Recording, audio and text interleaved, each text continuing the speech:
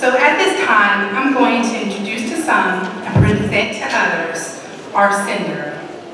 He has many attributes and invites us all to experience him in all his fullness. He's omniscient, all-knowing. Psalms 139, 1 through 6 says, he knows everything about us. He's omnipotent, all-powerful.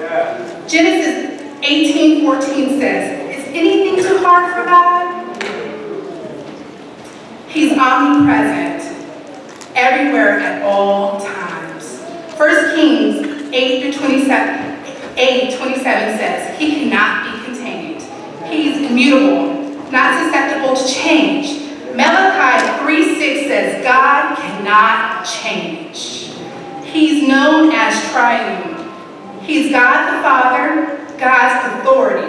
Colossians 1:16 through 17 says, all things were created through him and for him, and he is before all things, and in him all things consist.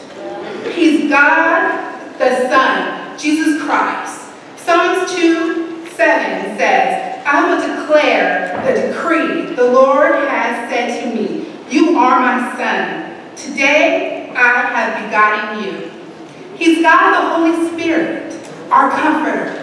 Genesis 1:2 says, the earth was without form and void, and darkness was on the face of the deep, and the Spirit of God was hovering over the face of the waters.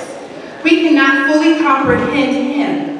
Knowing him is not only essential in fulfilling the Great Commission, it's evangelizing, but essential in the growth as disciples. Mount Pisgah, let's receive our God. He's awesome.